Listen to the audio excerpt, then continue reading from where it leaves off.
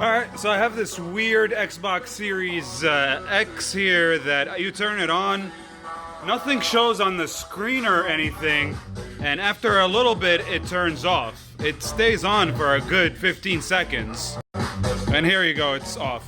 Just taking a look at it, the HDMI port doesn't look too healthy. However, that's not the problem. And just from experience, the Xbox One, when you had a problem with the hard drive, this exact same thing would happen. It would turn on for a little bit, nothing on the screen, and then it would shut off.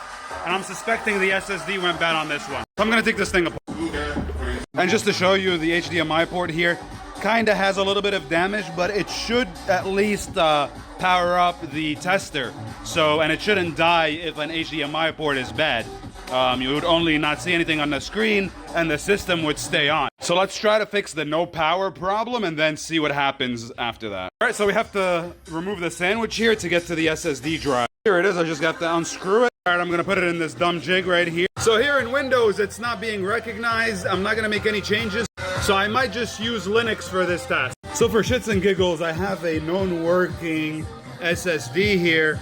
And yes, I see the partition. If I try to put the broken one in here, Windows doesn't even recognize it. How do I even clone this? The hardware on this SSD is bad. And this is another 1 terabyte that's working.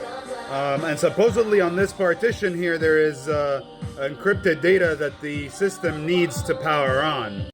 This is a clone from a previous system. And maybe I'm just gonna try this out and see what happens. This is the one that came out of the system, and it completely is not recognized by my computer. So I might just put this one in there and cross my fingers and hope for the best. Let's see what happens. So with my thermal camera, here's the heat signature of the one that doesn't work. We see that the controller chip is overheating here. It could be a controller chip problem. The one that's working is only at 47 degrees Celsius. This one is at 58 degrees Celsius and rising. It just keeps on rising.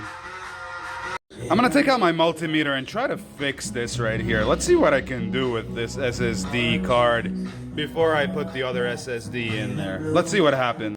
Yeah, I couldn't really find any discrepancies between the two. I really think the controller chip on the bad one is gone. So let's install this working SSD with the other software and cross our fingers and see what happens. All right, I put it together enough just to test here. Let's see what happens.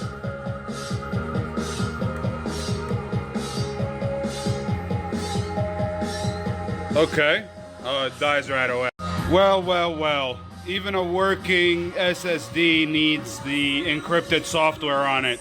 But how do I get the encrypted software out of a piece of hardware that's dead? So basically, if your system dies because of an SSD failure, the whole system is gone.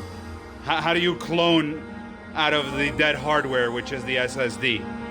I don't know right now. It has to go to data recovery. You're gonna have to pay $500 to get, you know, software out of a SSD for a $500 device. That doesn't make any sense. So I think this is by design. I'm going to try to get one of those hardware cloners and see if that works. Let's wait. Just for shits and giggles, I put the original one in just to see, you know, what happens. And we still have the same behavior. It seems as if it's on, but then a few seconds later it's gonna die because the SSD is bad and it's trying to read out of it. So maybe a hardware cloner is gonna be the answer to this one. So let me wait for a hardware cloner and see what happens. So I couldn't get this drive to be recognized by any piece of software here, and the controller is really hot to the touch. I think the controller is burnt out. We need to get a new controller to be able to get the data off of this, possibly. I'm not a data recovery guy on hard drives.